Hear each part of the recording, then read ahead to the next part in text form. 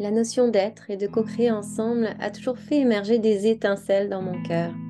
C'est ensemble qui nous permet, un humain à la fois, d'écrire de nouveaux récits pour nos aujourd'hui et nos demain, des récits inspirés, teintés d'amour et de collaboration.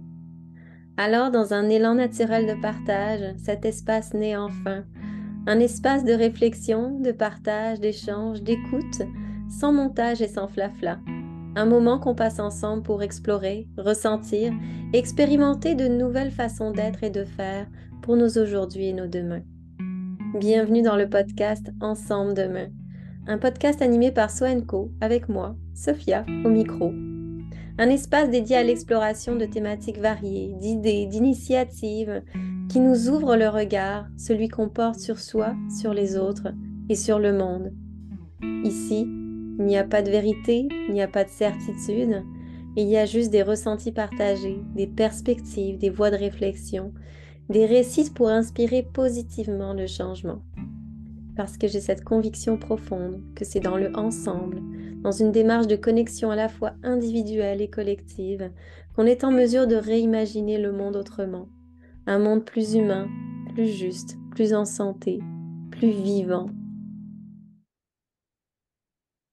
Alors, bienvenue dans ce nouvel épisode au travers lequel je vais être encore joyeusement accompagnée.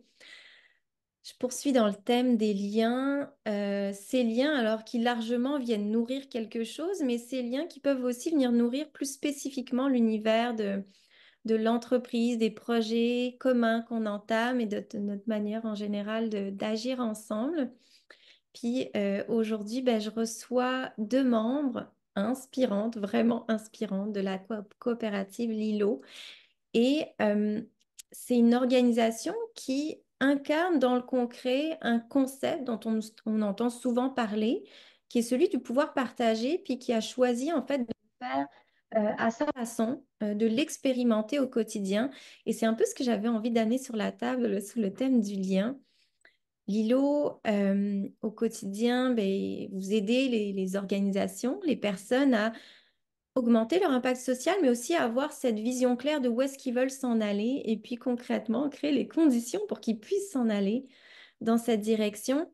Mais au-delà de ça, puis c'est ce que je trouvais intéressant aussi, c'est que vous n'êtes pas uniquement un espace, pas uniquement une structure d'accompagnement, mais aussi justement un espace où on explore la vie, en fait, en quelque sorte, et celle spécifiquement du pouvoir partagé ou collaborer, où chaque membre vient apporter, de ce que je comprends, sa voix, ses idées, sa manière d'être au monde aussi.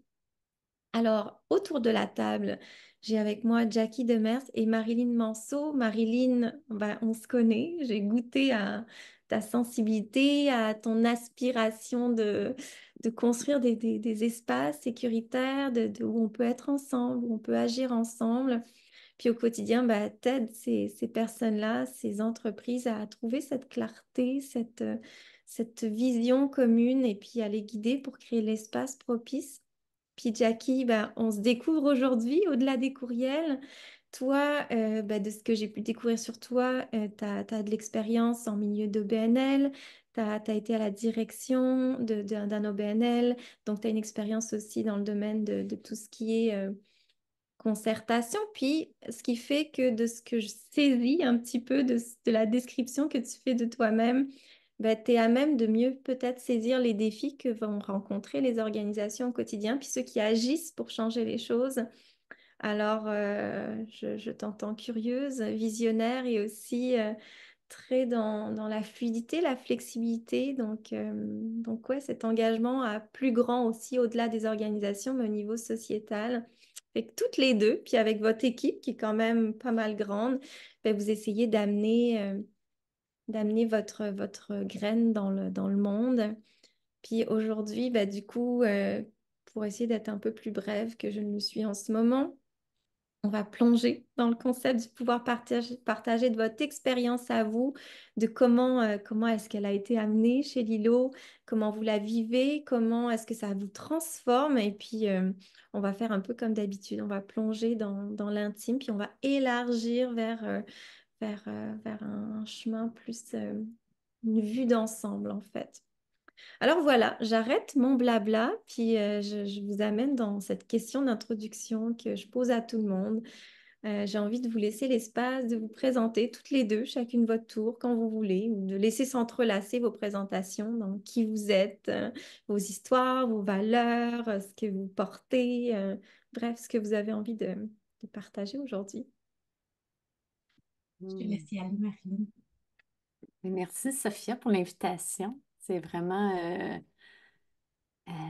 vraiment chouette d'avoir ce moment-là pour échanger avec toi sur ce sujet-là que je sais qui t'intéresse aussi particulièrement puis que tu explores aussi. Puis ça me donne, comme on l'a nommé tantôt aussi, l'occasion d'en jaser avec ma collègue Jackie.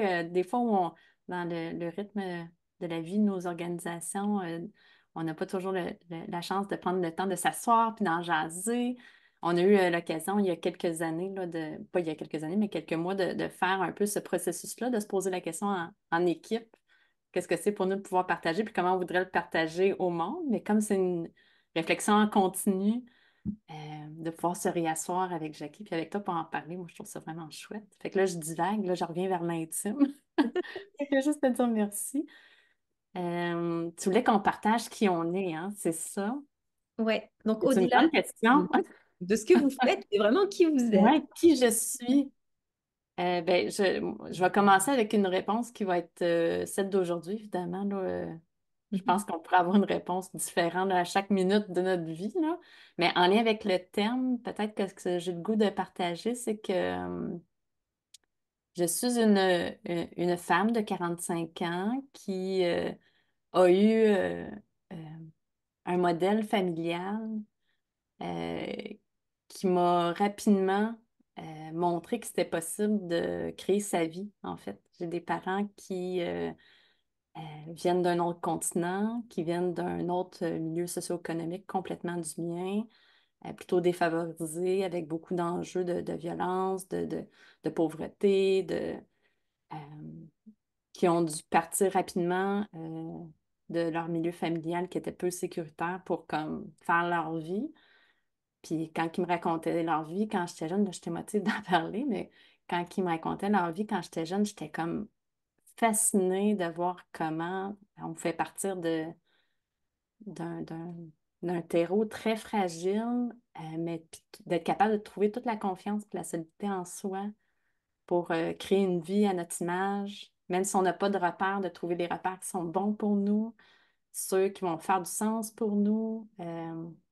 Puis de se construire une belle vie, ce qu'ils ont eu pendant toutes leurs années au Canada. Je suis vraiment émotive. Bon.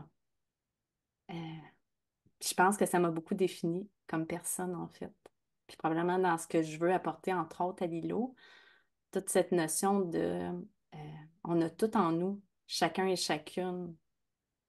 Tout est déjà là. Il suffit des fois juste d'avoir comme la bonne personne qui va venir nous épauler, nous apporter comme une petite confiance, nous dire Hey, non, t'es capable, tu sais. Ce que ton aspiration, ce que tu as dans le cœur, c'est possible.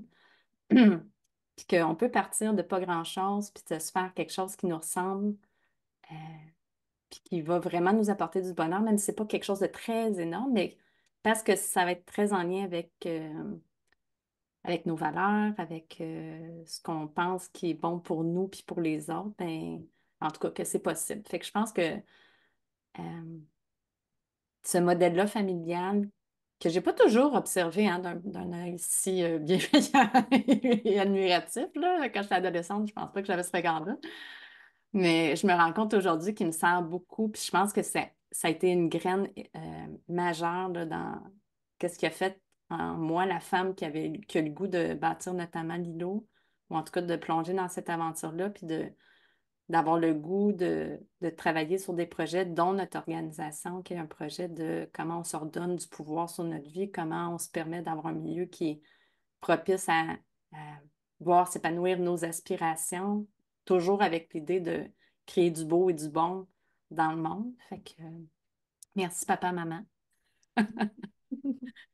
Et voilà. Jackie, toi, Ben, ça me touche beaucoup ce que tu partages, puis on dirait que ça m'invite moi-même à revisiter un peu comme ce qui a semé peut-être cette graine de curiosité, puis de volonté de faire différent. Puis c'est sûr que c'est drôle. Tu sais, moi, je me revois petite fille être toujours celle qui était un peu différente. J'étais enfant unique, alors que la plupart de mes amis avaient des frères et des sœurs. Mes parents se sont divorcés très jeunes, alors que dans ce temps-là, c'était pas si commun d'avoir des parents divorcés.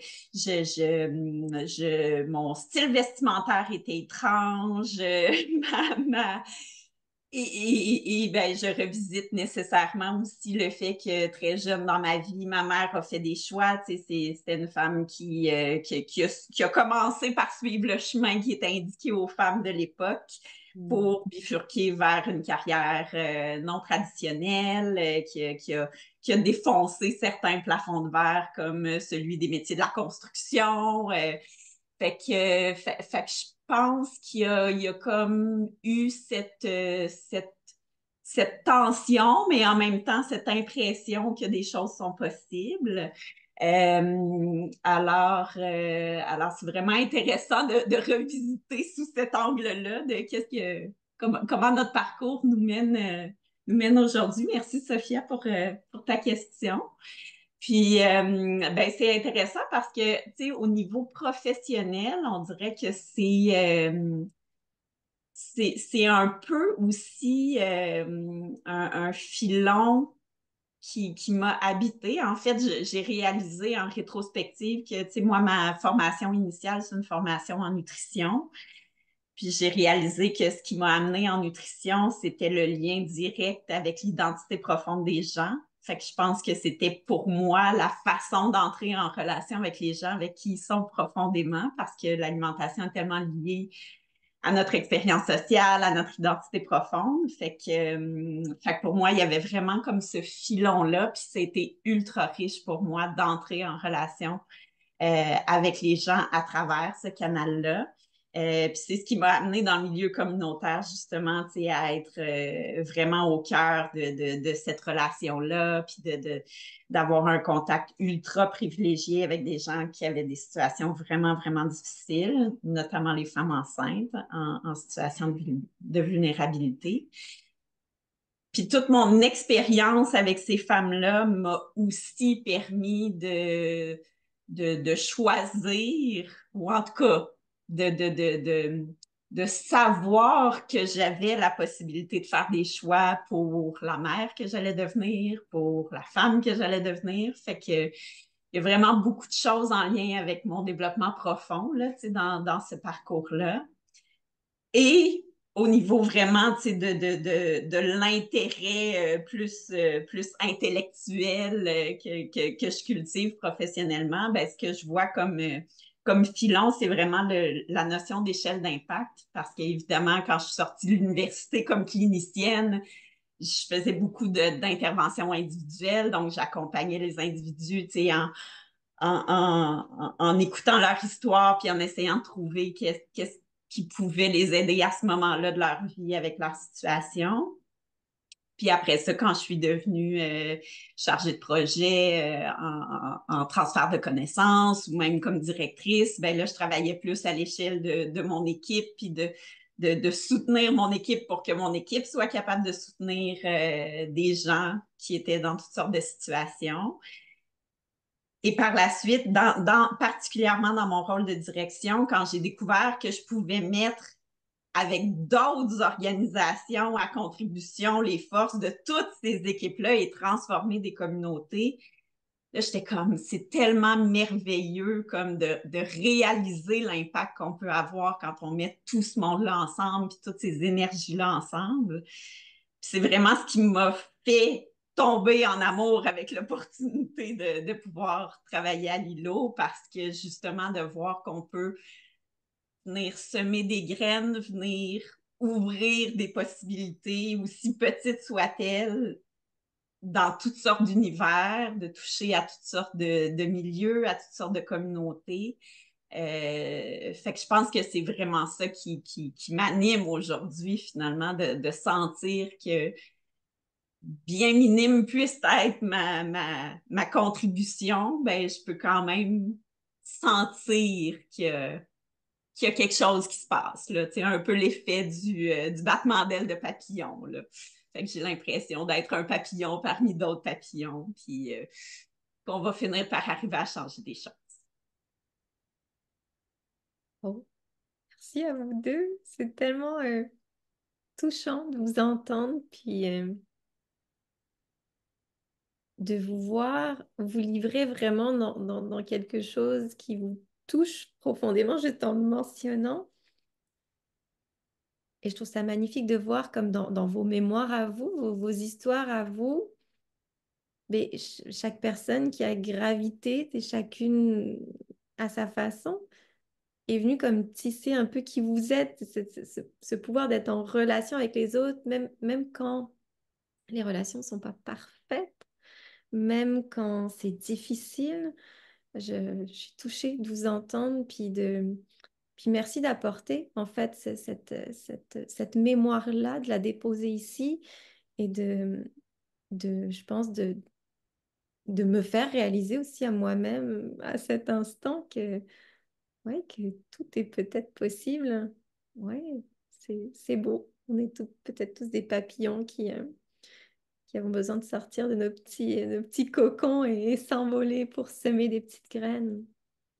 Et puis, bah là, vous avez un peu introduit qu'est-ce qui vous a amené dans cet élan-là de contribuer de la façon dont vous contribuez. Et du coup, ben, Lilo, qu'est-ce que c'est? Alors, qu'est-ce que c'est pour vous, Lilo, dans le cœur et qu'est-ce que vous y faites toutes les deux et plus encore à l'intérieur? Hmm. En fait, l'îlot, ben, premièrement, on peut peut-être dire qu'on est une coopérative de solidarité. Mhm. Donc, on existe depuis 2016. On a commencé en coopérative de travailleuses, puis on a migré vers la coopérative de solidarité. Fait que l'esprit coopératif est vraiment autant que le pouvoir partagé au cœur de l'ADN de l'organisation. Euh, c'est drôle parce que cet été, on avait un lac à l'épaule, puis on se sent aujourd'hui vraiment dans un moment charnière où on a eu une vie Lilo dans les 8 dernières années. Puis là, on sent que la vie Lilo, elle, ben, elle évolue, elle change, elle est peut-être rendue dans un nouveau cycle. Fait que ma réponse, puis Jackie n'hésite pas là, à embarquer, va être un peu entre qui on est, qui on était, qui on veut être. Parce que ça évolue, hein, puis c'est en dehors de nous. Euh, Lilo, quand on a parti l'organisation, on était vraiment dans comment on peut repenser euh, des modèles dans nos façons de travailler ensemble qui sont euh, peut-être désuets, qui nous servent plus. Quand on est né dans une crise régionale, en fait, où moi et Sonia Lefebvre, donc la cofondatrice de Lilo, on travaillait les deux dans des concertations régionales, puis avec un CIS notamment là, dans une région. Et puis à ce moment-là, tout a explosé, là. Le gouvernement a coupé des financements, a mis à terre certaines structures. Donc, il y avait vraiment une crise au niveau régional sur comment en fait, où toutes les organisations qui travaillaient ensemble vivaient en même temps une transformation majeure, voire des pertes, des deuils aussi. Donc, probablement notre bagage de qui on était a vu une opportunité de dire Hey, ben, peut-être qu'on est à un moment charnière où il faut repenser nos façons de travailler ensemble, en fait. Là, clairement, on le voit que le contexte n'est plus le même. On ne peut pas juste se dire c'est dommage puis pleurer sur le passé. Il faut comme qu'on trouve des façons qui vont nous servir dans ces nouveaux modèles-là. Puis c'est peut-être une belle opportunité aussi pour délaisser qu'est-ce qui ne nous sert plus. Fait qu'on est vraiment parti avec cette volonté-là d'accompagner en fait des organisations qui veulent faire autrement ensemble, mais qui ne savent pas comment faire autrement ensemble, avec la grande naïveté de dire on ne le sait pas plus que vous, mais on va prendre tout le monde ensemble, puis on va le vivre, puis on va comme faire des apprentissages, puis on va se bâtir une boîte à outils collectivement. Fait qu'on a beaucoup fait ça dans les dernières années en explorant tout ce qui est la collaboration, l'innovation territoriale. le pouvoir partagé, puis le pouvoir partagé en se disant ben, que ça, en fait, tous ces éléments-là, là, autant l'innovation territoriale, la collaboration, puis le pouvoir partagé, en se disant on ne peut pas le vivre à l'extérieur puis accompagner si on ne le vit pas de façon intrinsèque à l'intérieur. Là, on ne peut pas comme euh, pas expérimenter ce qu'on veut accompagner. Fait que c'est sûr qu'on se voit aussi beaucoup comme un laboratoire d'innovation. En fait, l'ILO, là, c'est un Mhm. acronyme. Donc, le L, c'est pour laboratoire d'innovation ouvert, mon Dieu, je me rappelle déjà plus, libre et ouvert sur les territoires. Donc, c'est ça l'ILO dans les cycles. Fait qu'on se voit vraiment comme un laboratoire où on expérimente nous-mêmes à l'interne des choses. Fait qu'on a beaucoup expérimenté, notamment le pouvoir partagé dans les dernières années. Puis là, on est rendu à un moment où euh, tout n'est pas encore clair, là. On a eu un lac à l'épaule, on en a parlé tantôt cet été où on est en train de redéfinir vers où on veut s'en aller dans les prochaines années. Mais qu'est-ce qui est clair pour nous, en tout cas, c'est qu'il y a comme cette idée de dire, OK, comment on met un peu plus un accent sur comment on cultive des espaces de pratique, d'exploration, euh, de comment on est et on agit ensemble autrement dans un contexte qui est changeant, qui est complexe. Donc, de vraiment encore plus prendre soin de ce volet-là qui est des fois mis de côté, c'est-à-dire on est des êtres humains qui vivons ce changement-là.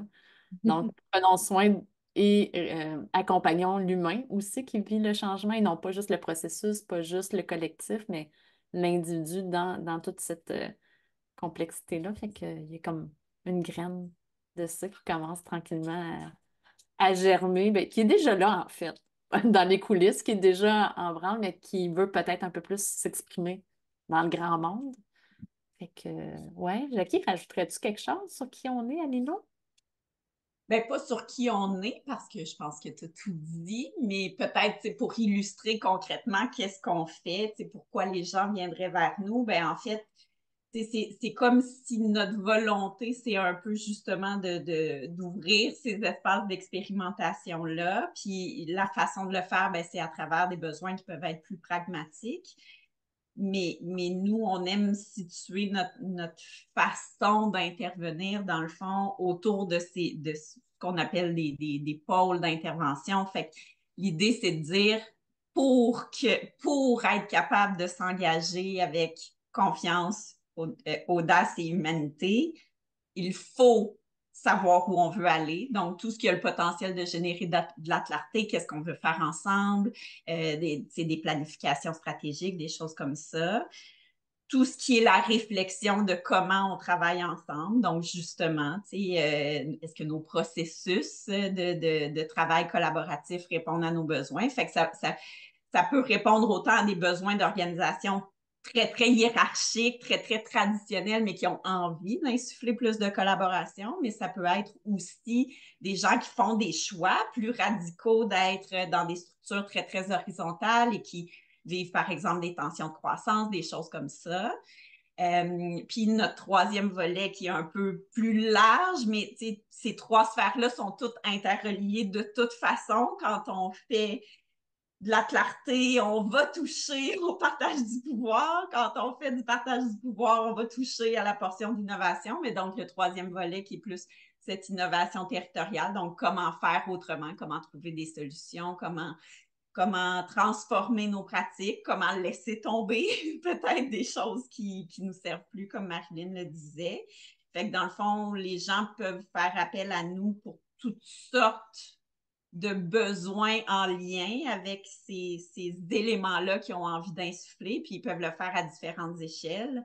Ça peut être justement pour une planification stratégique d'un collectif sur 5 ans, mais ça peut être aussi un individu qui est en réflexion puis qui a envie d'asseoir un peu son intention d'action puis de comprendre finalement pourquoi peut-être lui-même des tensions à l'intérieur de lui. Fait que, il y a vraiment comme tout ce spectre-là de possibilités là, dans l'accompagnement qu'on fait. Hmm. Ouais, donc là, vous nous avez transporté autant dans l'essence, en fait, d'où c'est parti, comment ça a évolué, comment ça veut évoluer, puis concrètement, où est-ce que ça s'en va. Autant, mais de ce que je comprends, il y a autant cet accompagnement intérieur, donc même pour vous-même, parce que vous expérimentez, vous vivez des affaires intérieurement, puis cet accompagnement à l'extérieur de vous, qui dans le concret amène les actions que tu partages, Jackie, toi aussi. Puis là, je suis curieuse, fait que je vous pose une question qu'on n'avait pas prévue à l'horaire, mais qu'est-ce que, en fait, qu'est-ce que vous sentez qui ont été les points de bascule à ces moments-là où, par exemple, à ce moment-ci, c'est quoi votre point de bascule qui fait que là, vous sentez qu'il y a quelque chose qui veut évoluer? Comment ça se présente à vous en tant qu'équipe, en fait? Comment il y a une synergie qui se crée aussi? Puis, ça peut être une réponse floue aussi, mais... Une très bonne question. Et je pense qu'on a, depuis le début de l'organisation, toujours été très à l'écoute et des individus et du contexte et de l'organisation comme telle. Mhm. Quand on a lancé l'organisation, on savait ce qu'on voulait faire, là, repenser des modèles, mais tu sais, on n'avait pas vraiment de mission claire. Ça s'est bâti au fur et à mesure qu'on a entendu les besoins de la communauté, que nous, on a expérimenté des choses, puis qu'on s'est dit, ah oui, ça, on aime ça, puis on sent qu'on est bonne là-dedans. Ah, ça, pas pantoute.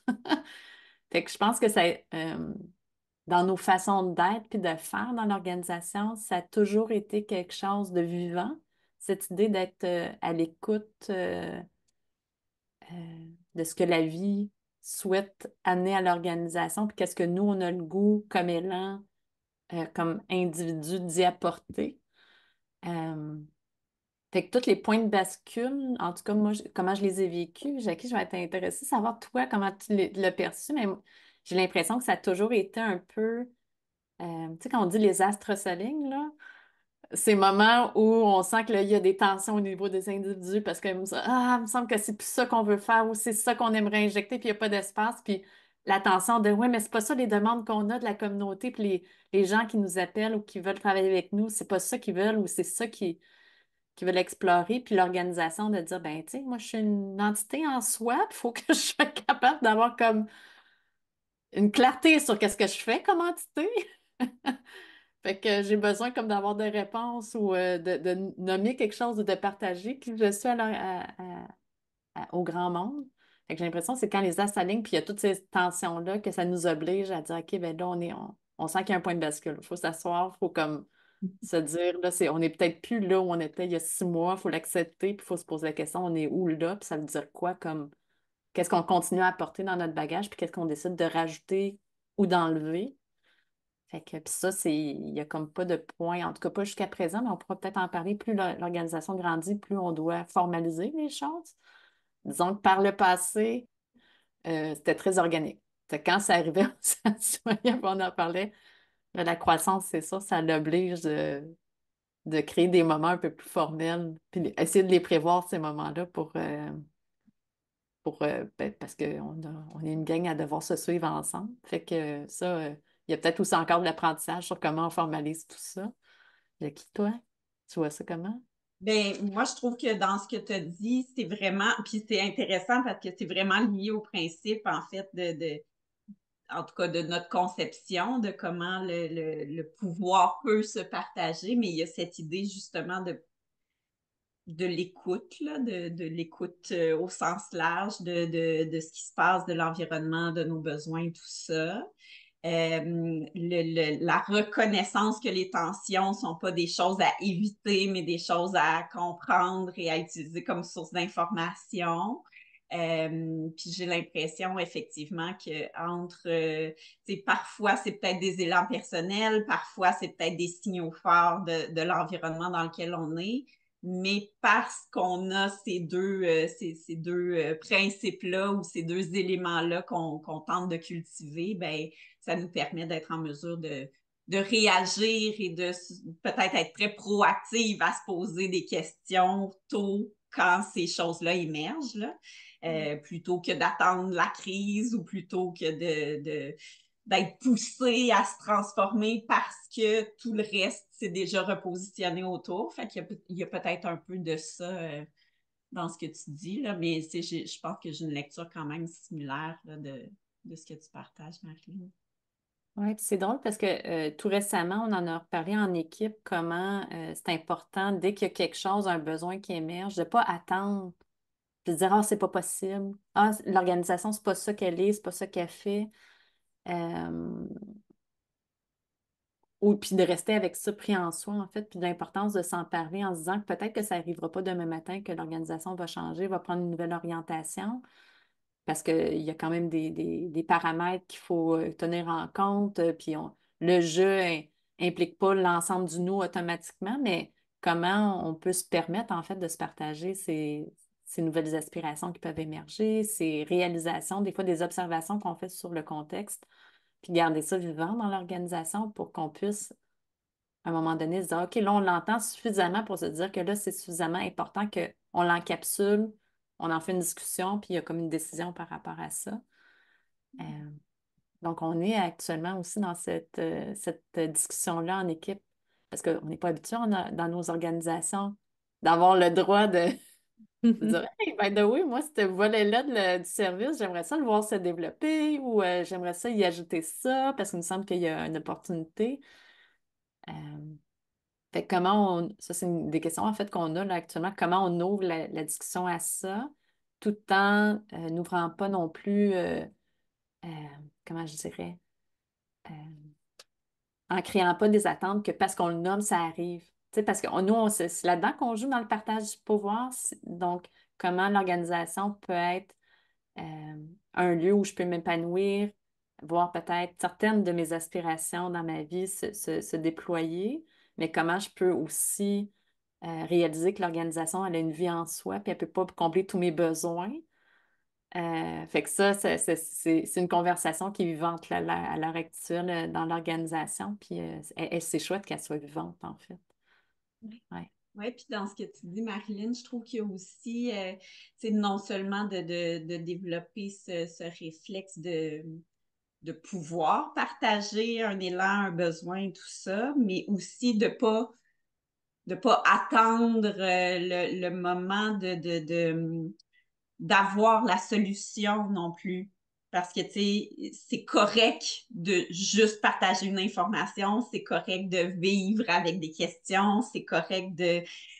Fait que ça aussi, c'est un apprentissage parce qu'effectivement, c'est souvent quand on a le droit d'exprimer quelque chose parce qu'on arrive aussi avec une proposition, une solution et tout ça. Puis ça peut être générateur de tension parce qu'effectivement, c'est comme, ben, quelle est l'intention dans ce partage-là du besoin ou de l'élan? Est-ce que c'est juste de le déposer ou est-ce que c'est qu'on y trouve absolument une solution? C'est ça aussi, c'est comme quelque chose à déconstruire ou en tout cas à accepter, là. Mm. Il y a tellement de pépites dans ce que... Je suis contente d'avoir posé cette question. Tellement de pépites dans ce que vous avez dit. Déjà, cet élément de tension, hein, la tension, c'est ce qu'on évite à tout prix dans les organisations, en tout cas dans celles dans lesquelles j'ai gravité. Attention, tension, on s'éloigne. Fait que c'était intéressant de voir comme vous, la tension, elle vous porte en fait. Elle crée cet espace propice à l'échange et puis à se questionner ensemble sur, OK, quelque chose est là, qu'est-ce qu'on en fait? On la sent. Je trouve ça intéressant. Puis il y a la notion d'écoute, en fait. Alors, on va soit parler de l'écoute de soi, donc il y a cet élément-là, parce qu'il faut être en capacité de s'écouter pour, déjà soi-même, pour comprendre ce qui a l'élan de surgir. Il y a l'écoute de l'autre, alors on écoute, mais il n'y a pas nécessairement cet esprit-là de se dire, c'est comme tu viens de le dire, Jackie, il faut qu'on trouve une solution. Des fois, c'est comme l'écoute de se dire, ben, on est là, on crée l'espace, on offre l'espace. Puis, alors, il y a l'écoute de vos besoins, vous en tant qu'individu, donc les besoins de l'équipe, les besoins de l'entité qui est l'îlot et tous les besoins qui gravitent autour, comme la société, les territoires, le contexte. Je trouve ça super intéressant de vous entendre là-dessus parce qu'on sent comme l'entrelacement, puis que dans le fond, peut-être qu'il y a une avenue dans le futur de se dire, et si on regardait les choses de manière plus interrelié et complexe et global et systémique finalement dans notre manière de vivre en équipe et de penser les choses. Il y a tellement de pépites là-dedans. Puis ce côté-là aussi de se dire, ben, ça évolue. Une organisation n'est pas faite pour rester figée. Elle peut pendant un temps le rester, mais elle a le droit d'évoluer, puis chacun peut l'amener, peu importe ce qu'on fait en fait au travers. Donc, merci Ben, d'être puis fait si je peux me là-dedans. permettre, Sophia, en t'écoutant comme synthétiser un peu l'échange qu'on vient d'avoir, je pense que ça met en perspective un autre élément qui est le fait d'accepter que les décisions qu'on prend sont les meilleures pour le moment. Hmm. On prend cette décision-là aujourd'hui avec les infos qu'on a, avec le partage qu'on a, avec l'environnement qu'on a, avec les moyens qu'on a. Peut-être que dans 6 mois, ça va être encore la bonne décision, mais peut-être que dans 6 mois, on va devoir revoir cette décision-là. Puis ça peut paraître insécurisant parce que c'est rassurant de dire, OK, ça c'est réglé, on n'y touche plus. Et en même temps, c'est un peu libérateur de se dire, ben, je prends pas un engagement à la vie, à la mort en prenant cette décision-là. Ça offre un peu d'espace de respiration, de se dire, ben, pour le moment, on avance comme ça, puis on verra selon tout ce que tu viens de nommer qui a le potentiel de bouger finalement. Ah ouais, merci d'ajouter ça. Parce qu'il y a ce mouvement-là, en fait, dans ce que tu dis. Comme c'est la meilleure décision dans le moment. Et de ce fait, en fait, je pense aussi, ça, on parle beaucoup de culture aussi d'apprentissage, de co-apprentissage, mais ça amène ça aussi. Quand on se dit rien n'est figé, en ce moment, on pense que c'est ça, on veut expérimenter ça, mais peut-être que plus tard, ben, ça ne sera pas la vérité du moment. Ben, on laisse l'espace pour aussi essayer, expérimenter, se tromper, se planter royalement, puis se dire, bon, ben, c'est peut-être finalement pas la bonne pour les prochaines fois, oui. Ouais. Je trouve que ça ramène aussi le mot que tu as mis en lumière, Sophia, tu sais, de l'écoute. Comment on peut. Puis pour moi, c'est très lié à cette posture qui évite le statu quo. Mm. Donc, d'être toujours à l'écoute de qu'est-ce qui se passe pour être capable d'être au diapason de ce que le moment a besoin. Puis ça, c'est vrai que ça fait en sorte qu'il faut être très présent parce que il faut accepter des fois que quand on écoute, c'est peut-être pas ce qu'on veut entendre qui va se dire. Euh, il y aura inévitablement des tensions parce que peut-être qu'il y a quelque chose qui va être mis en lumière, qui va plaire à certaines personnes, d'autres moins, parce que ça va vouloir dire que, il y a peut-être des choses à construire différemment et parfois à déconstruire aussi dans nos façons de faire. Puis des fois, on est juste aussi, tu sais, dans notre vie, là, des fois, on a tellement de choses qu'on n'a juste pas l'énergie pour voir que c'est là. Fait que, d'être à l'écoute, je trouve que c'est vraiment un mot juste dans cette idée du pouvoir partagé qui est au-delà des dynamiques de pouvoir, parce que ça, c'est un autre volet qu'on pourrait aussi là, déployer, puis il y aurait comme plein d'autres choses à dire, mais c'est que ça demande tout simplement là, d'être très présent à ce qui se passe là et maintenant, puis d'avoir cette capacité d'accueillir cette tension-là seule et en équipe, là. Ouais. Ce qui fait en sorte que on pense souvent que le pouvoir partagé, c'est une partie de plaisir dans une organisation, puis on est content d'embarquer dans ces organisations-là à pieds joints. Mais nous, ce qu'on réalise, c'est que ça demande de prendre soin des personnes qui intègrent. Je vais parler de notre organisation, là. Nous, ça a été un des constats de comment, comment on accueille des personnes qui ont toute une histoire de travail dans un type de milieu de travail, qui a le goût de vivre le pouvoir partager très sincèrement, avec vraiment beaucoup d'ouverture, mais parfois qu'on sous-estime à quel point ça va demander du travail sur soi, de l'introspection, de déconstruire des choses. Puis ça, on peut avoir la grande ouverture, puis manger à ça, tu sais, de dire, ah, on aime ça, mais ça demande de l'énergie quand même.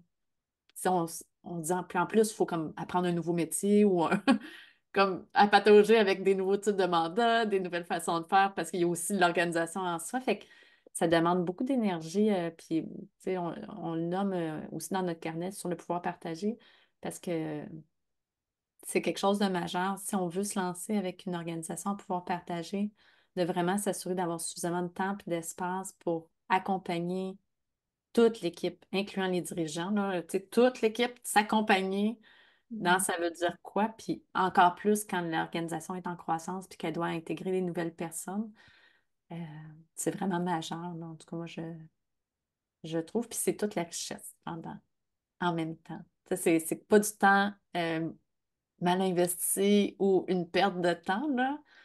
Moi, je trouve que c'est là où toute la richesse puis toute la beauté de ce type d'organisation-là est mise en valeur parce qu'on voit on voit comment ça peut, moi, quand j'accueille quelqu'un, me transformer, la personne qui arrive dans une organisation se transformer, puis se déployer, puis s'ouvrir à des nouvelles possibilités. Fait que c'est peut-être pour ça aussi, tu sais, quand on dit Lilo, on est d'abord un laboratoire qui expérimente, ben c'est comme si,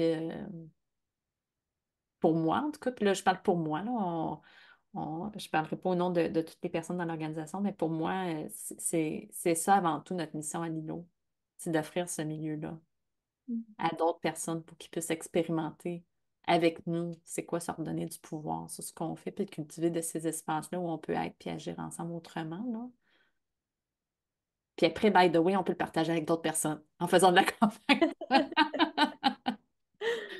Ouais, ouais. Puis ben, en fait, ce que tu partages, c'est à quel point, puis tu le nommes bien, cet élément-là que on arrive, puis on veut éventuellement, dans le mandat, transformer la structure décisionnelle, puis ça, c'est ce qu'on veut transformer. On arrive avec cette intention-là, et qu'au final, ben, comme l'équipe se transforme, la mission peut-être de l'entreprise, la vision se transforme, à l'intérieur, on se transforme, puis ce côté-là aussi, parce que ça peut paraître fleur bleue, mais l'élément inconfortable qui fait que c'est tellement parfois peut-être douloureux de vivre toutes les transformations en même temps, avec l'énergie que ça prend, cette nécessité de revenir dans un prendre soin, ouais, ouais. Ouais, puis je trouve ça super important parce qu'on n'en parle pas beaucoup. On va vouloir prendre soin de l'organisation, de l'entité dans cette transition-là, mais pas de la transformation intérieure, individuelle qui peut se passer, puis ouais, qui peut aller teinter, puis nourrir au final tout le reste autour.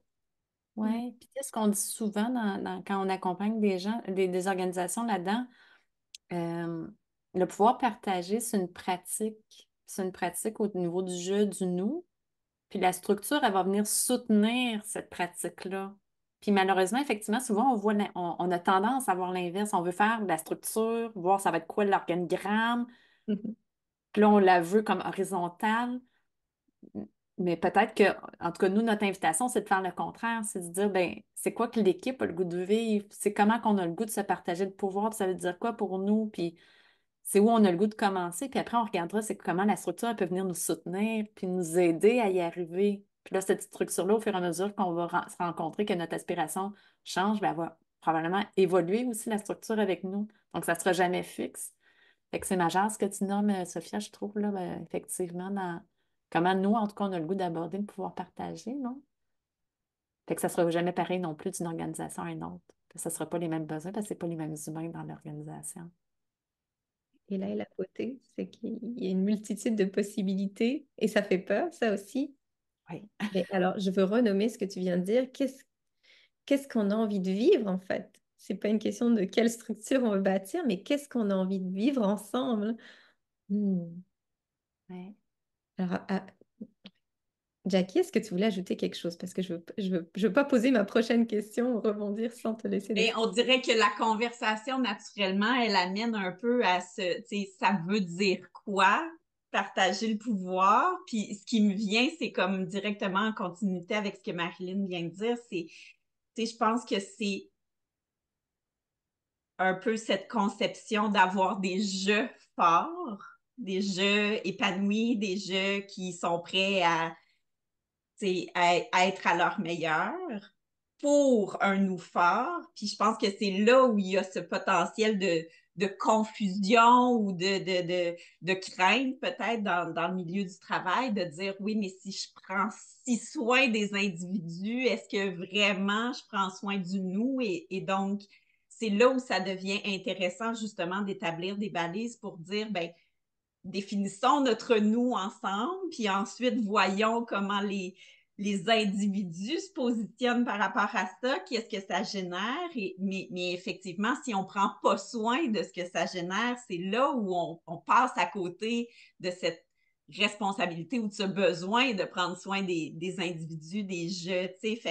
Fait que c'est vraiment une danse d'avoir cette ouverture-là, d'accueillir ce qui se passe dans les individus, puis d'être capable de dire, ben là, est-ce qu'il existe une limite organisationnelle à pas franchir dans notre capacité à prendre soin d'un besoin exprimé, d'une proposition, d'un élan. Puis c'est là où c'est quand même des conversations délicates parce qu'effectivement, là, on vient se confronter à nos biais, à nos expériences, à qu'est-ce qui se fait, qu'est-ce qui se fait pas. Puis, tu sais, moi, je pense qu'un de mes grands constats quand je suis arrivée à Lilo, c'est aussi de dire, ben, au-delà de toutes les belles intentions de ce qu'on veut, de cette capacité à se réinventer et tout ça, on vit aussi dans une société qui a un cadre juridique qui encadre nos pratiques au travail. Fait que c'est comme des contraintes qui s'ajoutent aussi dans les possibilités qu'on veut se donner, puis dans la façon dont on se met en action autour de ça.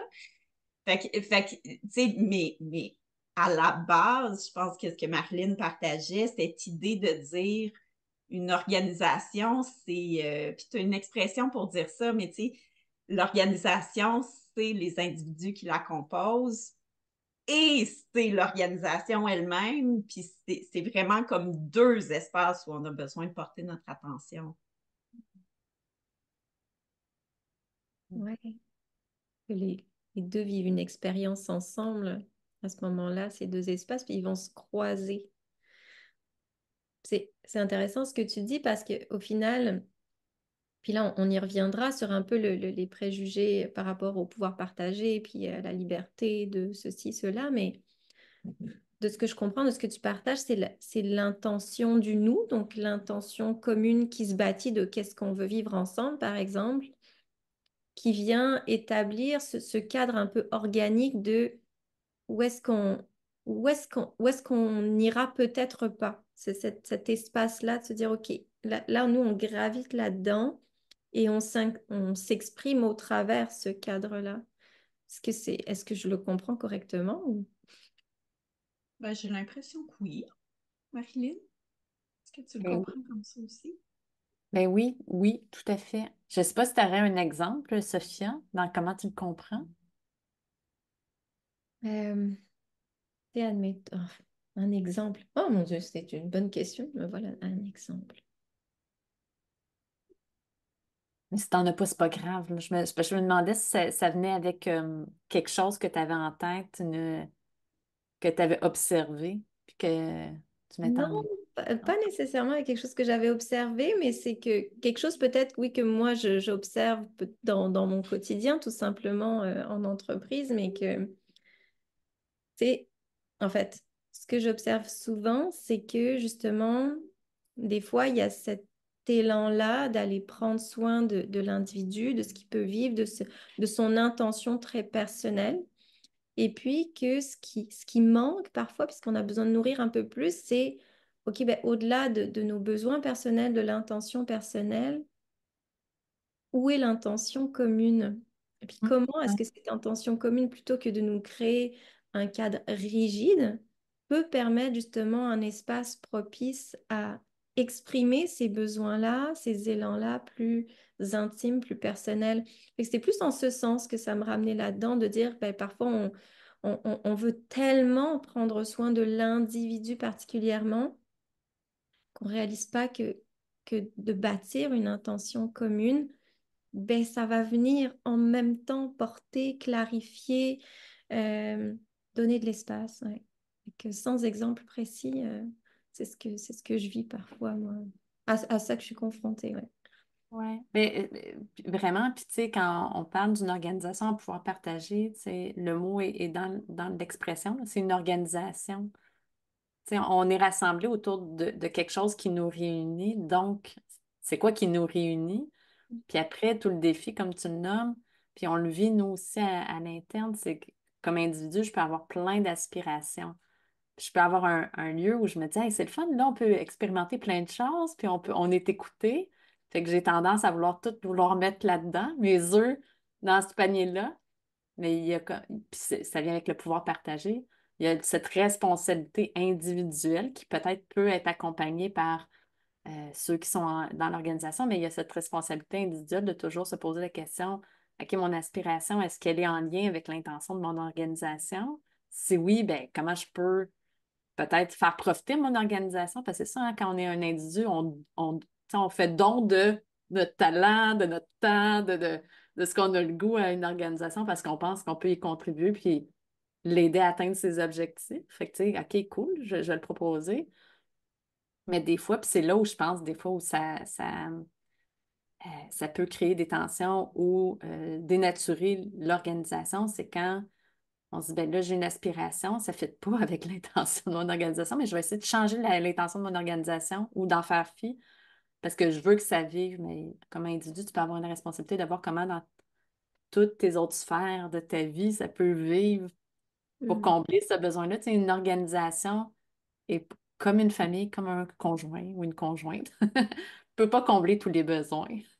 Puis ça, c'est des réflexions aussi qu'on a, puis que moi, personnellement, j'explore plein de choses, des choses que j'ai le goût qui vivent à l'îlot, mais j'explore aussi là, actuellement des choses que je me dis, ah, ben, tu sais, est-ce que ça vit à l'îlot ou ça vit en dehors de l'îlot? Puis je pense que l'important, c'est que ça soit une conversation ouverte, parce que peut-être qu'il y a une belle opportunité pour l'îlot que ça vive aussi là, mais si l'îlot n'a pas le goût que ça vive là, puis que ça fait pas du sens, ben moi, je peux quand même regarder comment je peux vivre ma liberté de personne et qui peut m'amener ça à l'extérieur. Puis, tu sais, c'est drôle parce que c'est des conversations qu'on a puis qu'on veut avoir avec le groupe en se disant, ben, tu sais, quand ça arrive, ça, que des gens veulent faire des choses à l'extérieur, au niveau professionnel de notre organisation, qu'est-ce qu'on fait avec ça? Mm. Puis, tu sais, cette idée de. Toute la conversation est encore à avoir à l'organisation. Fait que je pourrais pas vous dire exactement quelle était la position, mais je sais que l'esprit qu'on s'est donné en cercle vision développement, c'est vraiment cette idée de jamais on va brimer un individu. C'est pas l'ADN de l'ILO de vouloir éteindre quelqu'un, mais on peut peut-être l'aider à rediriger là où c'est possible que ça se déploie. Puis des fois, ça va être dans l'îlot, mais peut-être que des fois, ça va être à l'extérieur de l'îlot. Tu sais, puis tout ça est possible, mais je pense que vous avez raison dans ce que vous nommez, là. Une organisation pouvoir partager, par définition, on a tout un pouvoir sur c'est quoi cette organisation-là. Après ça, ça vient avec les responsabilités de s'assurer qu'on ne dénature pas l'organisation parce qu'on veut absolument faire quelque chose, tu sais, ou qu'on veut absolument qu'elle aille dans une direction. On a comme la responsabilité de prendre soin de cette entité-là, autant qu'on a besoin de prendre soin de nous. Fait que je reviens comme avec un conjoint ou une conjointe, quand on a un conflit, ben, on peut avoir une demande, mais la personne peut accepter ou pas de répondre à notre besoin, puis peut-être pouvoir répondre à notre besoin avec un ami plutôt qu'avec notre conjoint, tu sais. C'est un peu la même affaire, là. Ouais. C'est un élément vraiment intéressant encore ben, qui s'amène avec un autre sujet, puis là on va totalement ailleurs, mais il y a beaucoup d'éléments qui reviennent, bah, c'est ça, de nos jours, d'aller beaucoup essayer de combler au travers la sphère du travail tous les besoins de l'individu à l'intérieur pour le retenir à tout prix. Alors on est dans des stratégies de rétention où on essaie de tout combler en même temps au risque justement de dénaturer tout le monde au final. Mais je trouve ça intéressant de partager ça, puis de faire le lien aussi avec le contexte familial. Euh, le- le- le- on peut combler des besoins différents un petit peu partout, pas juste combler tous nos besoins au travers de notre famille, ni au travail, ni peu importe où au final, de se laisser l'espace de combler nos besoins de manière multiple aussi. Et je trouve ça intéressant parce que ça enlève aussi cette pression-là de garantir un bonheur au travail. On doit répondre à tout, puis de sortir peut-être de l'élément euh, stratégique, de vouloir comme retenir les gens, mais de se dire des fois, bah, c'est en laissant aussi explorer autour que, ben, qu'on trouve ce réel sentiment-là d'être serein, d'être en paix à l'intérieur, d'être bien, d'être engagé dans ce qu'on fait dans l'organisation, dans les organisations auxquelles on choisit de contribuer. Donc, Ouais. ouais, j'aime ça, ce que C'est ça. vraiment comme une autre façon hein, de voir notre rapport au travail, en fait. de se dire, ben, tu sais, l'organisation, est-ce qu'elle veut nous retenir? Et nous, comment en fait, c'est quoi notre propre relation avec notre milieu de travail? Est-ce qu'on veut euh, effectivement tout combler là? Moi, j'aime vraiment beaucoup l'idée de me dire, OK, ben, tu sais, j'ai des petits dons à offrir dans la vie, à ma communauté, à mon travail, à ma famille, à qui j'ai le goût d'offrir ces dons-là, puis à qui a le goût de recevoir ces dons-là, parce que des fois, on ne veut pas les recevoir. C'est comme pas la bonne place. Fait que de voir à l'inverse qu'on a, encore une fois, on est capable, on peut reprendre le pouvoir sur nos aspirations, ce qu'on veut en faire, comment on veut les déployer et auprès de qui on veut les déployer. Puis, tu sais, là, ça amène la conversation de, ben, milieu du travail ou organisation, revoyons notre façon de voir la compétition entre Ouais. organisations, parce que ce qu'on se dit là, c'est pas possible si on se voit compétitif entre organisations, si on a la crainte que si on a un employé qui travaille aussi ailleurs ou qui a aussi une autre pratique professionnelle à côté, que ça va nous enlever quelque chose comme organisation, ben, c'est sûr que ça aide pas à soutenir les individus dans leur déploiement. Puis peut-être que l'autre élément aussi qui me vient en tête dans ce qu'on dit, c'est tu sais, ce qu'on nomme là, d'accompagner l'individu dans réaliser ça pour lui. Ben, tu sais, il faut se poser la question comme organisation, est-ce qu'on pense que c'est notre rôle? Mm. Moi, je pense que, entre autres, oui. Si on veut être notamment pouvoir partager, d'être capable d'avoir ce type de discussion-là qui n'est pas en lien avec nécessairement la tâche et la description de poste d'une personne, mais qui est plus large que ça, d'être capable d'avoir euh, la confiance chez l'autre qui peut venir nous parler de ce qui se passe en dehors. Tu sais, on a une collègue, là, la semaine passée, je la trouve tellement belle, Cynthia, je vais la nommer, qui est arrivée puis qui a nommé en check-in qu'elle, tu sais, elle revenait des vacances en étant avant tout une maman, tu sais, qui vivait des rentrées scolaires puis qu'elle avait le goût que, tu sais, en fait, que la maman, elle sortirait pas de la pièce. En fait, elle est là, la maman, tu sais, elle fait partie de. Fait que comment nos organisations, surtout si elles veulent travailler en pouvoir partager, on peut revoir notre façon d'accueillir les gens dans tout ce qu'ils sont, puis les accompagner dans tout ce qu'ils sont, en se disant que ça, ben, automatiquement, ça va faire en sorte que ça va nous aider et les aider à faire en sorte qu'ils offrent à l'organisation ce qui est pertinent pour eux, ce qu'ils sont capables avec les capacités du moment, puis qu'on n'aura pas après à retenir des gens parce qu'ils vont être tellement heureux d'avoir cet espace-là. Je parle beaucoup, je vais arrêter. Mais oui, c'est un sujet qui nous passionne, hein? Oh oui, clairement. Puis là, il faut que je me retienne moi aussi de ne pas continuer de rebondir. Mais oui, totalement. Accueillir les gens comme ils sont, oui, c'est un peu ça aussi. Pouvoir se déposer dans une organisation avec réellement ce qu'on porte dans le moment et puis être accueilli là-dedans sans que ça enlève de la valeur à ce qu'on va apporter dans le cadre de cette réunion, par exemple. Hmm. Exact. Puis si on veut ça, il faut qu'on dise que ça, c'est notre priorité. Et après, on regardera la structure qui vient soutenir le fait que notre collègue peut arriver en étant totalement une maman dans une rencontre et une autre collègue, parce qu'il y a autre chose, puisse avoir un horaire flexible parce qu'elle veut offrir ce qu'elle a à offrir à Lilo, mais que c'est pas possible parce qu'elle a une formation à côté. Là. Je donne un exemple concret, mais donc ça ramène à la structure. C'est pas ça qu'on met en premier, on met les gens, puis après on voit comment la structure elle peut être adaptée, repensée pour soutenir ça, ce qu'on veut vivre ensemble. Ouais. Ouais, Ce qu'on veut être ensemble, là, pour le ouais, coup. ouais. Oui, Puis, puis ce que tu dis, on dirait que je trouve que ça crée un lien aussi avec en tout cas, cette perception, tu sais, parfois que être en pouvoir partagé, c'est que tout le monde a le même pouvoir ou que tout le monde participe à toutes les décisions ou que alors que c'est pas nécessairement le cas non plus. Fait que, tu sais, il y a aussi justement dans cet accueil il y a des gens qui ont envie de mettre à contribution certaines compétences, il y a des gens qui s'intéressent plus à certains sujets, il y a des gens et donc de faire des opportunités. Puis là, c'est peut-être le côté plus pragmatique, mais tu sais, justement, comment on crée des tâches, comment on partage les responsabilités, les rôles au sein de l'organisation et dans l'exercice de notre mission, tu sais, parce qu'il y a ces deux volets-là, mais donc, comment on se partage ça et comment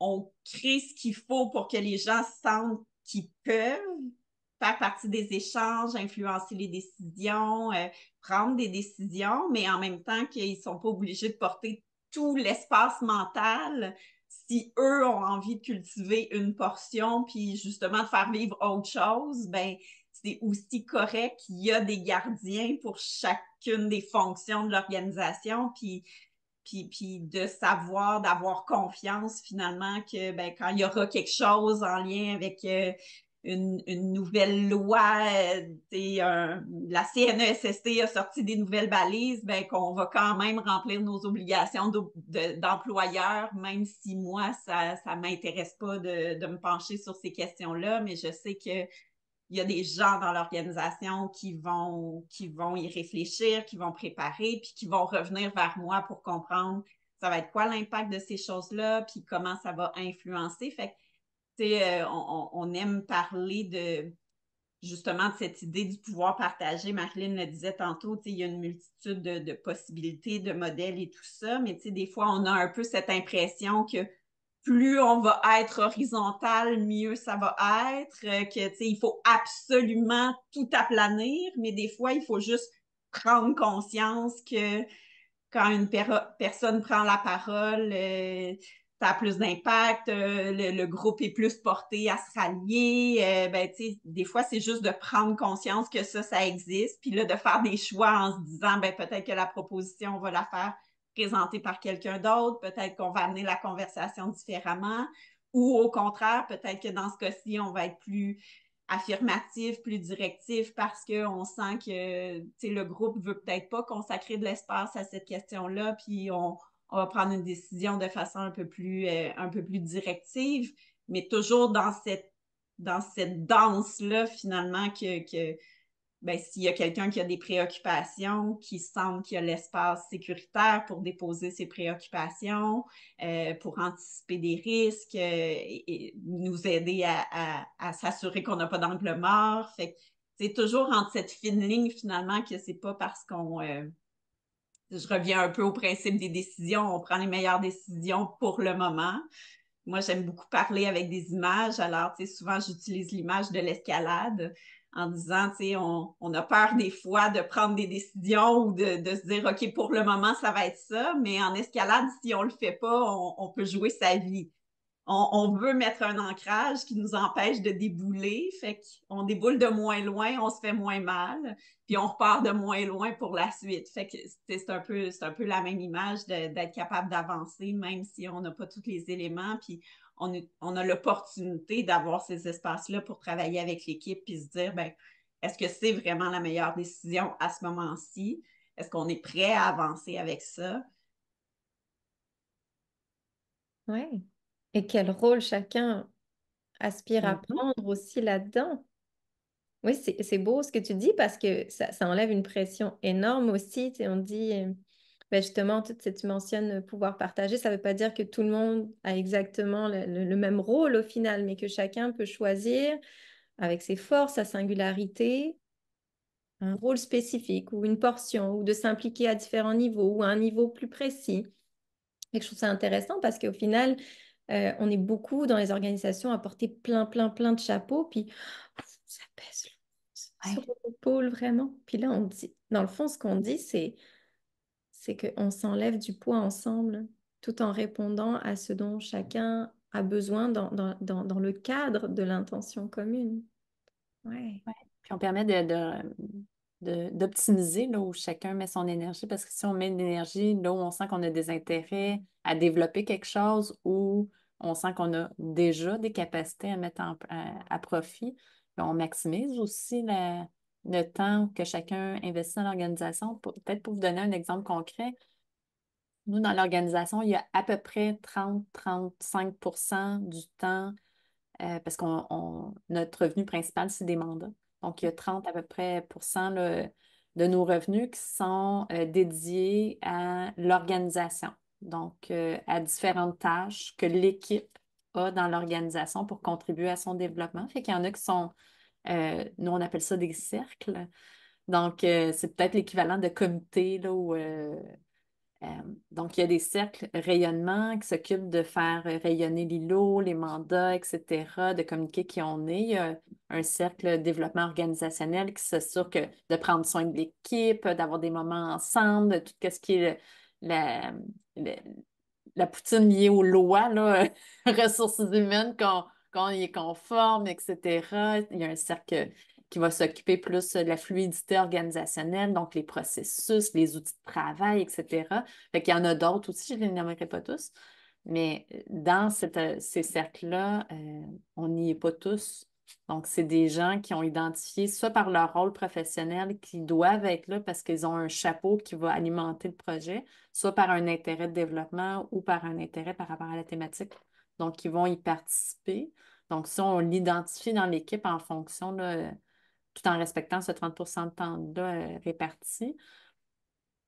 Et ces cercles-là, dans le fond, avancent des dossiers sur l'organisation au niveau je vais donner par exemple, si on a au niveau du budget, la planification budgétaire. Donc, ceux qui vont être au niveau du budget vont avancer la planification budgétaire, vont s'occuper du suivi, etc. Mais c'est sûr qu'il y a des moments où ce cercle-là va communiquer, puis s'asseoir, puis échanger avec toute l'équipe pour se dire, ben là, notre planification, elle s'en va vers ça. Est-ce que vous voyez des risques? Donc, il y a toujours un moment où tout le monde a l'occasion d'être impliqué, mais pas à la même hauteur, la même intensité, puis tout au long de l'organisation, ce qui fait en sorte que le pouvoir est partagé de cette façon-là, de façon équitable, puis de façon juste aussi pour que l'organisation puisse survivre.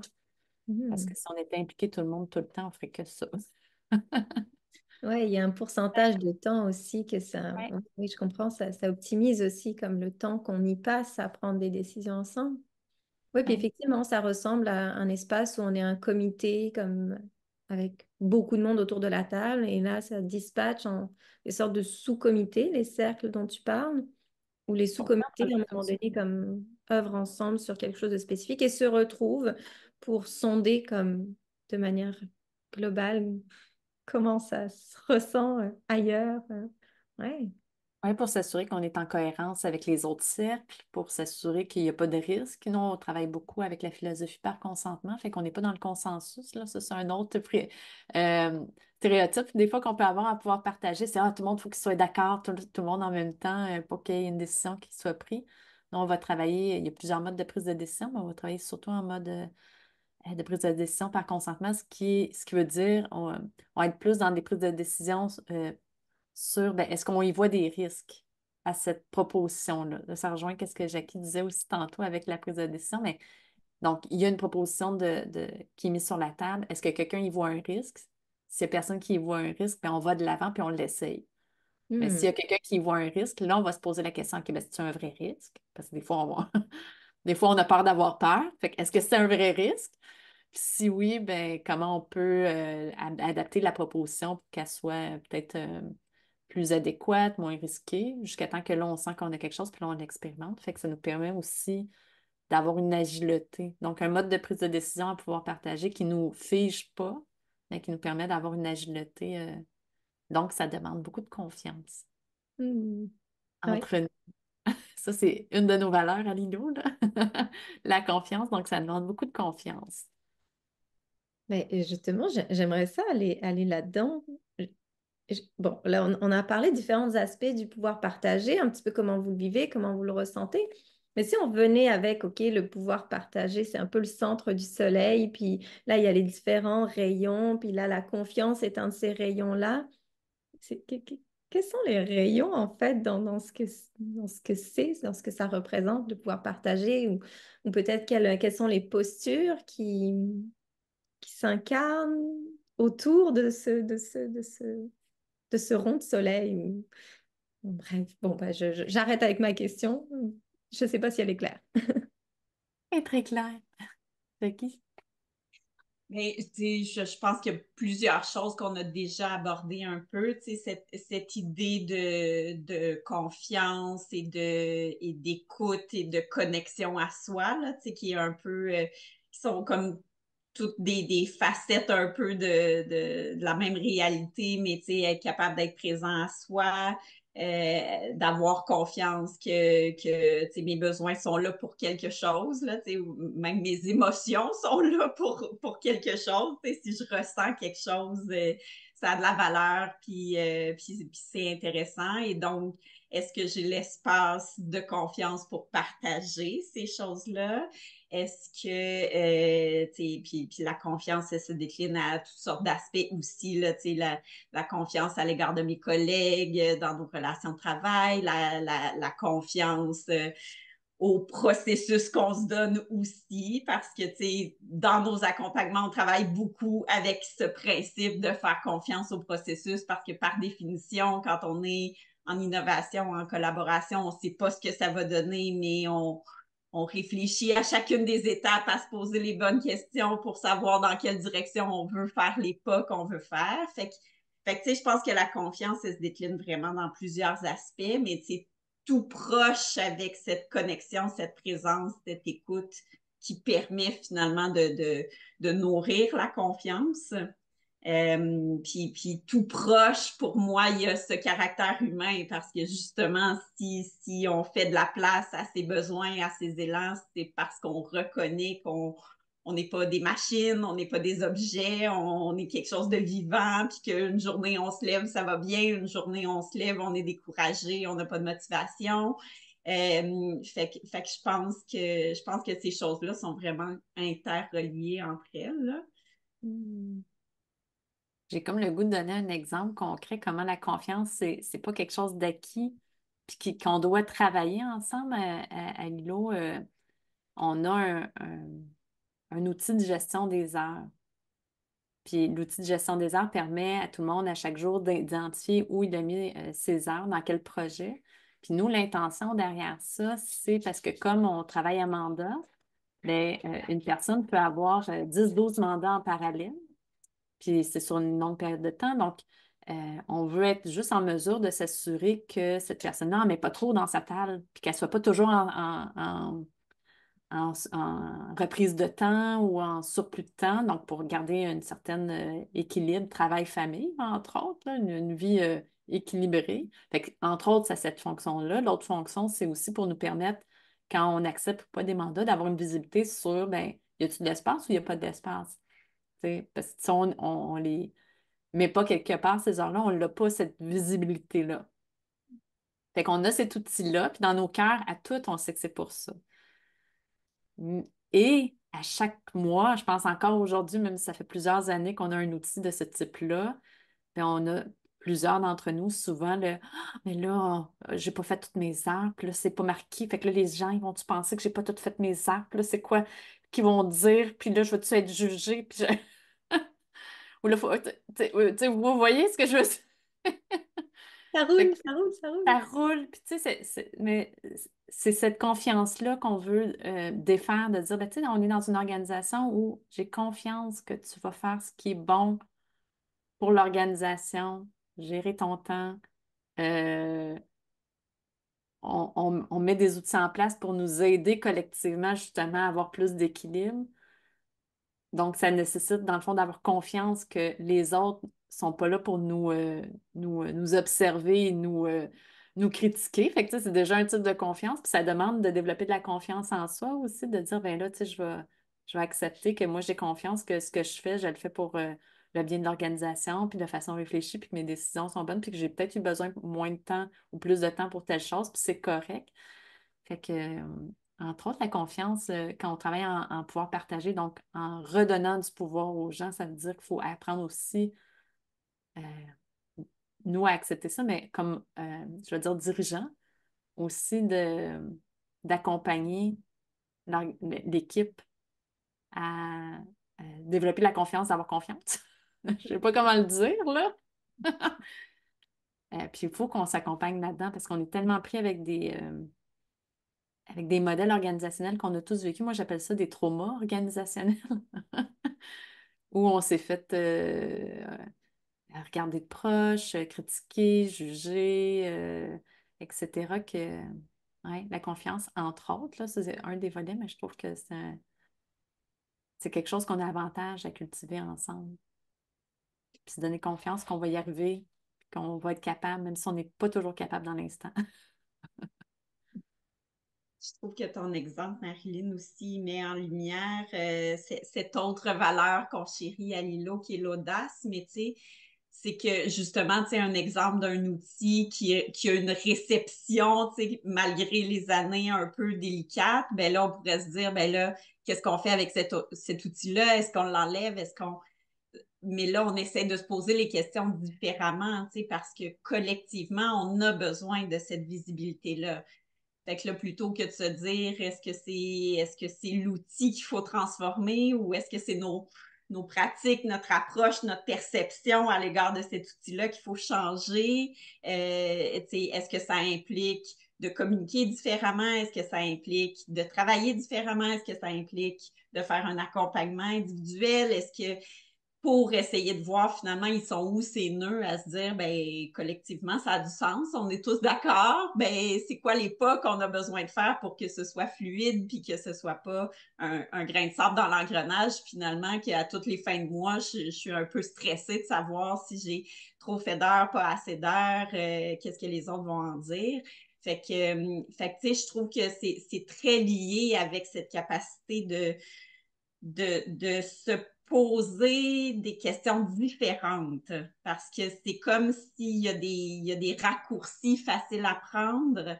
Tu sais, tout à l'heure, je parlais du cadre juridique où, tu sais, si on doit mettre en place une politique, ben c'est facile de dire, tu sais, des politiques, il y en existe plein qui concernent les ressources humaines, l'encadrement du travail à l'extérieur de l'employeur.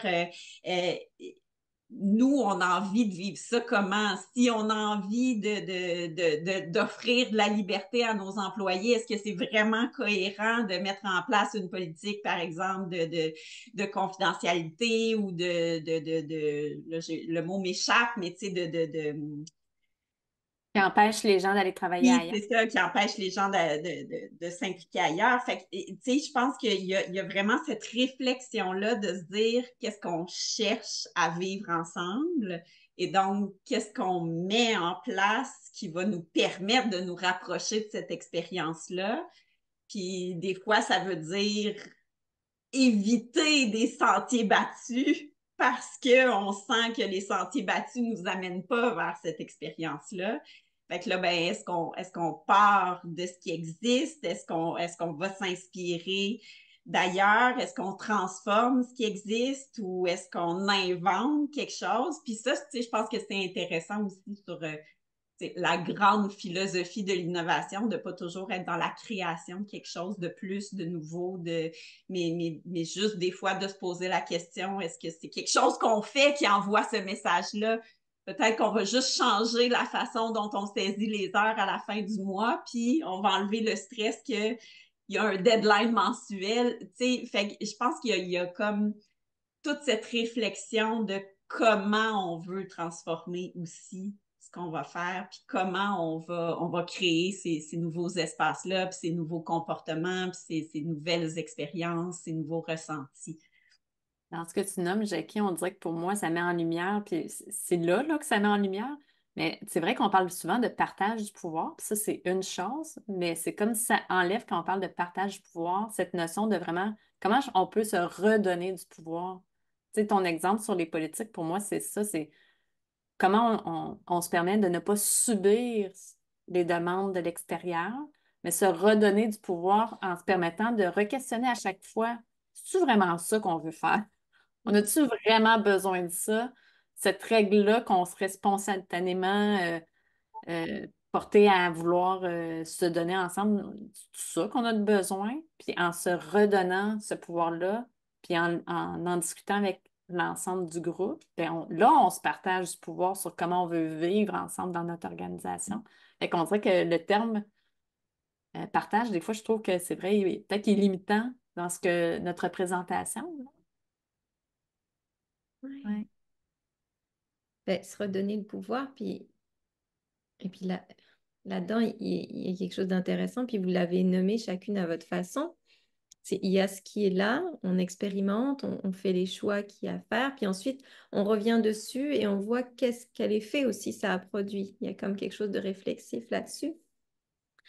Mais dans le processus, il y a tout ce qu'on a à déconstruire. Puis je pense, l'une ou l'autre l'a mentionné il n'y a pas longtemps, mais qu'est-ce que... Alors là, je vais essayer de formuler ma question correctement.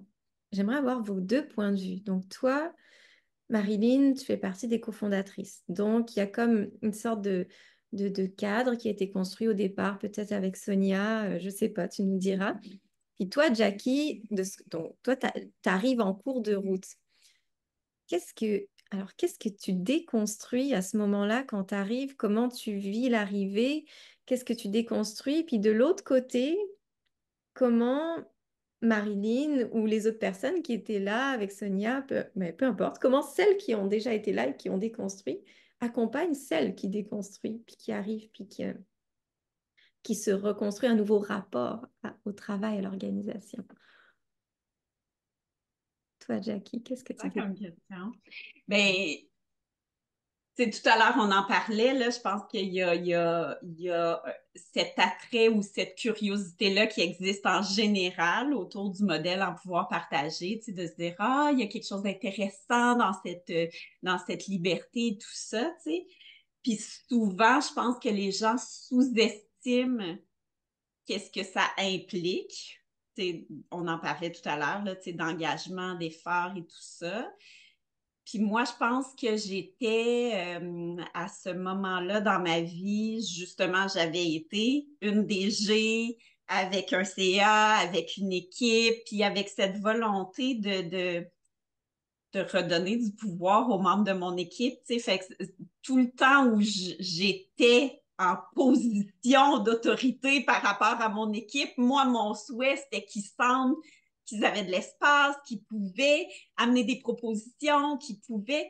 Puis, tu sais, je pense que moi, j'arrivais à un moment dans ma vie où je me sentais confrontée à ce que ce modèle-là génère juste parce que j'ai un titre, les gens s'attendent à ce que j'ai une réponse. Les gens vont préférer que je donne une direction. Les gens vont, même si le message que je tentais de leur envoyer, puis l'accompagnement que j'essayais de faire était dans cette direction de il existe l'espace, prenez-le, tu sais. Fait que pour moi, arriver à l'îlot, c'était un peu comme ça existe un endroit qui a un peu cette perception que j'ai que on a tous les êtres humains ont quelque chose de beau à contribuer, puis essayons de laisser un petit carré que ces humains-là peuvent cultiver comme à leur goût, tout en nourrissant cet esprit collectif et tout ça. Puis tu sais, je pense que moi, ce qui m'a parlé en arrivant à l'îlot, c'était cette grande cohérence entre on veut faire ça, on veut transformer ça, et donc on se pose la question de quels sont les bons moyens pour se rapprocher de ça, avec une grande humilité de on n'a pas toutes les réponses, mais on est prêt à expérimenter parce qu'on est travaillant, puis on a un peu cette curiosité-là de voir qu'est-ce que ça va donner. Fait que j'ai l'impression que je suis peut-être pas la personne type qui arrive dans ces organisations-là avec une perception de ah, ça va être rose, mais plus dans j'ai travaillé en étant un peu seule à ramer dans mon bateau, et là j'arrive dans une organisation où on va être plusieurs à ramer dans la même direction. Fait que j'avais l'impression d'arriver un peu dans un groupe d'alliés, là, d'arriver en quelque sorte un peu à la maison avec quelque chose de ah, OK, je peux me reposer parce que là, c'est pas si moi je lâche les rames, il n'y a plus rien qui se passe, puis on s'en va pas dans cette direction-là. Fait que je pense que pour moi, la transformation, elle a été différente parce que moi, j'arrivais vraiment avec cette volonté de contribuer, mais sans porter tout sur mes épaules. Fait que pour moi, c'était un gros chiffre d'arriver dans une organisation qui arrivait à bras ouverts avec plein de volonté et plein de moyens à ma contribution pour prendre soin de moi, de faire en sorte que je puisse me sentir bien, m'épanouir, me développer, tout ça. Fait que ça, c'était ultra bénéfique. ça m'a permis finalement de sentir que j'étais à ma place, puis de vouloir avancer, puis ça m'a donné tout l'espace, et c'est là où je rejoins peut-être un peu ta question. Ça m'a donné quand même tout l'espace de dire, ben, ils sont prêts à recevoir mes questions. Donc là, d'arriver avec tout ce que j'avais testé, essayé, les claques sur le nez que j'avais mangées, de pouvoir les mettre à contribution, puis de lever ma main, puis de dire, est-ce qu'on a ça dans l'organisation? Est-ce que ça vous est déjà arrivé? Là, je suis face à cette situation-là. Qu'est-ce que je fais avec ça? Puis d'avoir une organisation finalement qui, au lieu de se braquer devant mes questions, disait hey, c'est une bonne question. Sais-tu quoi? On se l'est jamais posé parce qu'avant, on était 4. Là, on est rendu 5, 6, 7, 8. On va se la poser maintenant parce que là, c'est le bon moment de se la poser. Ou des fois de dire, ben oui, on y travaille, les réponses s'en viennent. Ou, ah, ben si ça t'intéresse, amène-nous des éléments, puis on va voir qu'est-ce qu'on va pouvoir faire avec ça. Fait que de sentir effectivement qu'il y avait à la fois cette liberté, ce message, cet accueil et la capacité de prendre en charge, puis de contribuer, puis fait que, tu sais, c'est souvent, tu sais, t'en parlais tout à l'heure, Sophia, là, dans les organisations, c'est comme parce qu'on veut stimuler les gens, parce qu'on veut prendre soin d'eux, on va leur donner plus de responsabilités, mais pas nécessairement plus de capacité d'action qui va avec. Ça peut devenir plus contraignant, une source de stress, d'épuisement, mais quand c'est offert dans un contexte d'ouverture, d'accueil, ça change tout, là. Fait que je pense que la transformation, c'est plus fait dans ce sens de OK, ça se peut vraiment. C'est comme si ce sentiment-là se confirmait à chaque opportunité et en même temps de dire OK, ben là, à partir de maintenant, moi aussi, je fais partie de cette transformation-là, puis j'embarque finalement dans un train qui est en marche, mais dans lequel je ne suis pas juste une passagère passive, là. Mhm. Puis OK. j'ai le goût d'ajouter que quand Jackie a intégré l'équipe, c'est effectivement le moment où on était 4 puis qu'on est passé à 5. Ça a été le oh mon Dieu, ça, c'est parce qu'on a, en tout cas moi, Marilyn, moi j'avais assez peur de grandir l'équipe. Je me disais comment on va faire pour protéger ce qu'on a, puis ce qu'on a réussi à instaurer en intégrant des nouvelles personnes. Puis Jackie, ça a été tellement la démonstration que c'était possible, puis que c'était chouette, puis que là, ça amenait tellement du fun parce elle avait mille et une questions super pertinentes qui amenaient autre chose, puis ça a comme ouvert là, après, OK, on peut en engager d'autres. C'est possible. Tu sais, je rajouterais aussi que euh, comme ça a été une peur, parce que tu sais, quand tu construis quelque chose, euh, le fait d'accueillir d'autres personnes, ça ouvre le risque de comment ça va se transformer. C'est quand même quelque chose encore aujourd'hui qui est dans nos questions quand on fait du recrutement.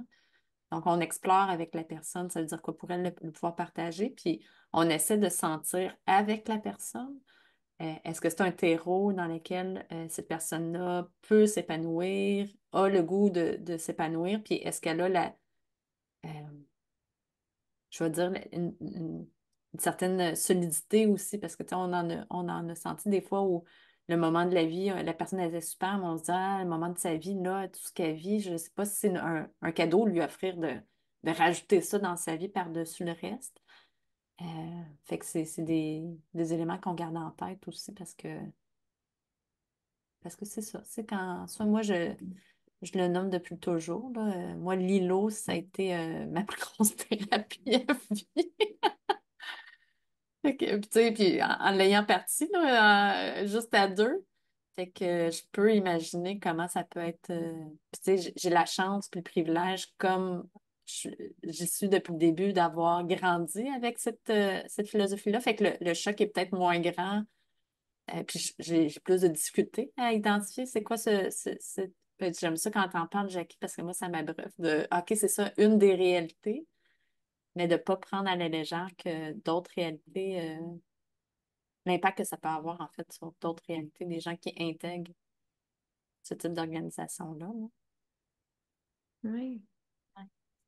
Oui, puis ben, en fait, dans ton expérience à toi, Jackie, puis l'expérience que vous avez vécue toutes les deux, il y a eu beaucoup de validation. Donc, vous aviez déjà déconstruit pas mal de choses. Il y avait peut-être des appréhensions, mais au final, vous avez reconstruit ensemble. Vous étiez déjà prête à construire ensemble. Mais effectivement, il y en a peut-être qui ont un autre rapport au travail vécu, autre chose, au travail, en famille, dans la société en général, et où là, la déconstruction est un peu plus ardue et où bah, peut-être au moment du recrutement, vous arrivez à peut-être à saisir aussi bah, avec quel bagage la personne arrive et comment à ce moment-ci ça prendra de prendre soin si ça va de l'avant. Puis là, je vois le temps filer, puis je suis supposée être la gardienne du temps. Je suis une très mauvaise gardienne du temps par moment quand je suis passionnée. Moi aussi. Et, hein, on se retrouve là-dedans. On n'a pas plongé dans l'histoire de d'où c'est parti. Et je pense que il aurait fallu plus d'espace pour plonger là-dedans peut-être, mais j'ai peut-être envie de nous amener dans ce côté-là où là, vous le vivez au sein de l'organisation. Qu'est-ce que c'est se redonner le pouvoir? Qu'est-ce que c'est partager le pouvoir? Que ça circule? Qu'est-ce que vous pensez, vous, très personnellement, ou même en tant que Lilo, que ça peut, ce type de façon d'être et d'agir ensemble, qu'est-ce que ça pourrait apporter à nos sociétés dans leur globalité, au-delà du contexte de l'organisation? Ben, moi, je pense que je l'ai un peu dit, mais tu sais, pour répondre plus directement à ta question, j'ai l'impression que, en tout cas, pour moi, ce déclic de dire si ça se peut pour nous, c'est qu'il y a probablement d'autres personnes, d'autres humains qui aspirent à ça. Puis si on peut juste créer l'étincelle en eux que ça se peut aussi, j'ai l'impression qu'on a fait une partie de ce travail c'est parce que je pense que les transformations auxquelles on s'attaque sont énormes.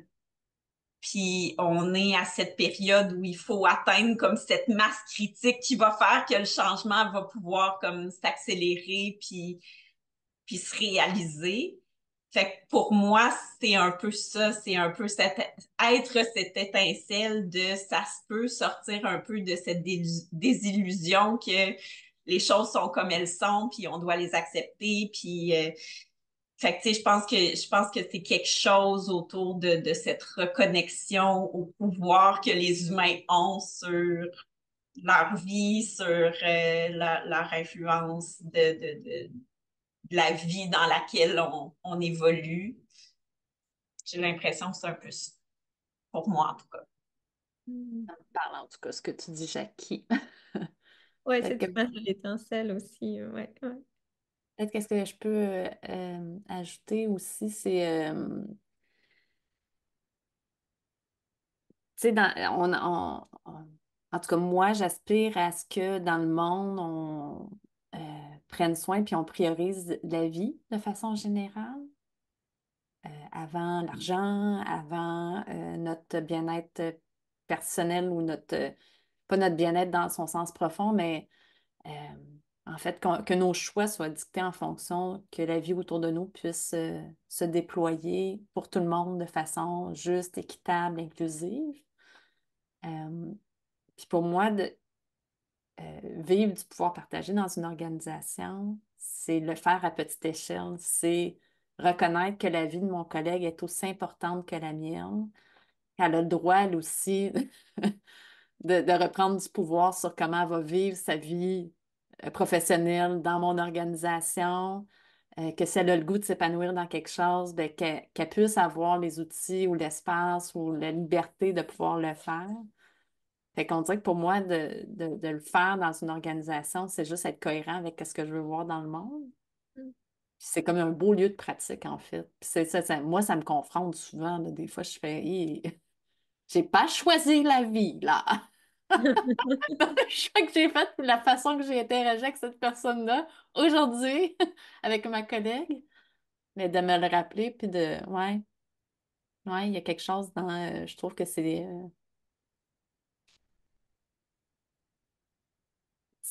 pour moi, si on, tu sais, on en parle, Sophia, des fois, hein, cette société capitaliste qui a peut-être pas le focus là où on pense qu'elle devrait l'être.